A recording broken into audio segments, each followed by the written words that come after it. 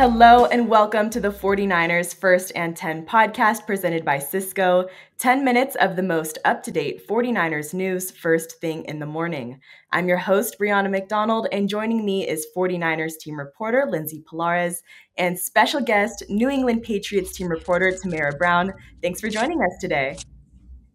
I'm so glad to be talking with you ladies about football. This is so exciting. I wish I was making the trip to the Bay, but this is just as good. Awesome. Yeah, we've got a lot to cover today, so let's get straight to it. Lindsay, unfortunate news, but there are a few more injury updates coming out of the 49ers Week 3 game against the Rams. What's the latest from head coach Kyle Shanahan? This has been a bit of a theme for the 49ers through this first part of the season. The injury bug has very much hit the team. The latest injury was to defensive tackle Javon Hargrave, who initially the 49ers thought suffered a triceps contusion at the end of that Rams game. Turns out much more severe an injury. It's a torn triceps that's going to require surgery per head coach Kyle Shanahan. And it looks like that's going to be the end of the season for Javon Hargrave. Now, as the 49ers move into week 4, it is going to be looking at the next man up on that interior of the defensive line. So think of guys like Jordan Elliott, who was a free agent addition by the 49ers, came over from the Browns, has started 31 games over the past 2 seasons at that spot, could very well be playing alongside Malik Collins. Also think of Kevin Givens, who has been in the system for a number of years, really comfortable in that defensive line. So lots of options for the 49ers, but unfortunately it is going to be a little bit of a reshuffling there. And then also less severe. So really, I think no cause for major concern. Brock Purdy is experiencing a little bit of back soreness after that week 3 loss to the Rams. He did have an MRI checked out. Things are looking, I think, okay based on what was said in the last press conference. And Shanahan thinks that he could be good enough to rejoin practice today. That will all go down in just a few hours. So I'll have an update on that later today. All right, thank you, Lindsay. A few options for the Niners defense there. But Tamara, with matching 1-2 records, both teams are looking to get back to 500. How do you think the pressure of this game affects the mindset of the team? Well, I feel like I'm going to echo everything that Lindsay just said because the injury bug has also hit this team. This morning, Gerard Mayo announced that linebacker and captain Juwan Bentley will go on IR with a torn pec. And last week was the first game the Patriots didn't have him, and he's also the signal caller for the defense. So noticeably different Patriots defense, 15 missed tackles. It was just an all-around uncharacteristic game for the Patriots last week. Short week, obviously, you know those games are going to be tough on the body, but just the things that you saw out of this Patriots defense specifically with the tackles missed, just the assignments just seemed all over the place.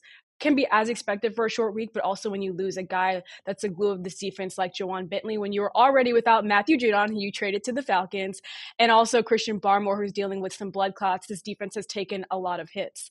Offensively, though, the Patriots' offensive line is also in flux, dealing with a lot of injuries, guys going in and out at the left guard, left tackle, and right tackle position. I feel like going into training camp, it was, we're looking for our best 5 guys. We're going to know this by the 3rd preseason game. And then here we are going into week 4 where we're still having an under construction offensive line. So offensive line still in flux, which is in flux, which is affecting the pass protection for Jacoby Brissett, who has taken a lot of hits going into week 4.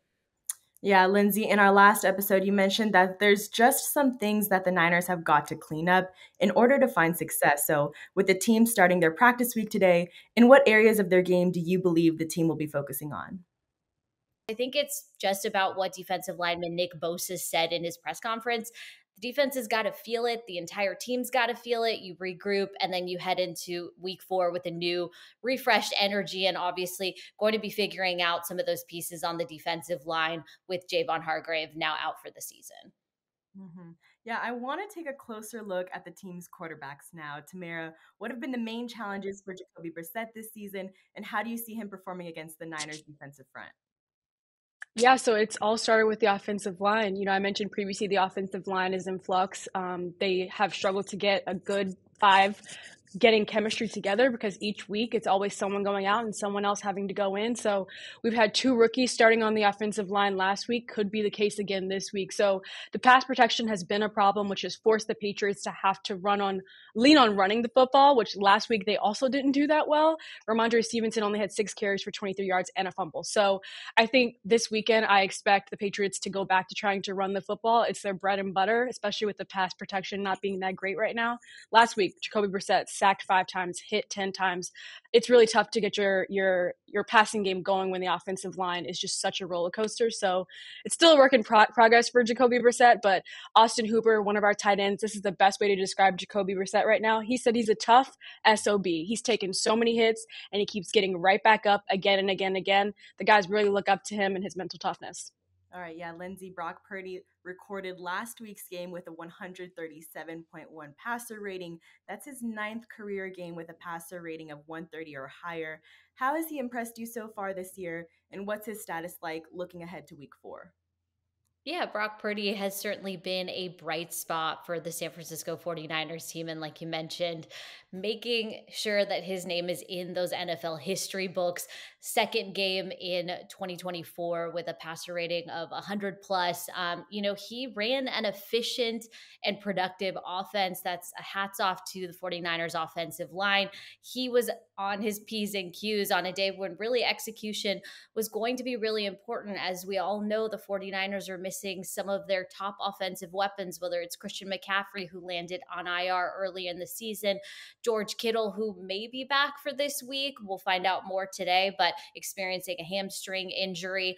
And then Deebo Samuel also dealing with a calf strain.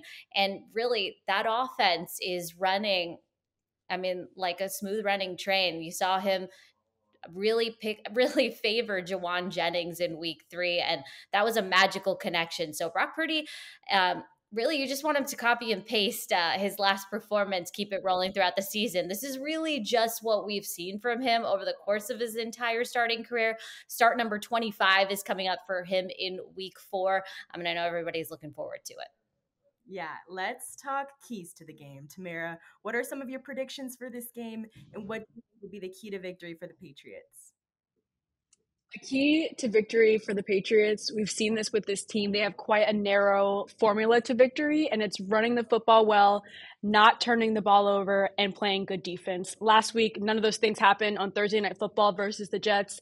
It was very uncharacteristic play on all 3 phases of the game. So for them, it's going to have to be Ramondre Stevenson putting the team on his back, having at least 100 yards rushing on the ground, maybe 1 or 2 touchdowns. That's going to be the way to open things up for this Patriots offense. And then defensively, they have to communicate better. They have to tackle better. When you leave guys like Jawan Jennings or even Jordan Mason open and not tackling them out in the open field, it's going to be a long day for this Patriots team. Yeah, Lindsey, how are the 49ers approaching week 4 at home?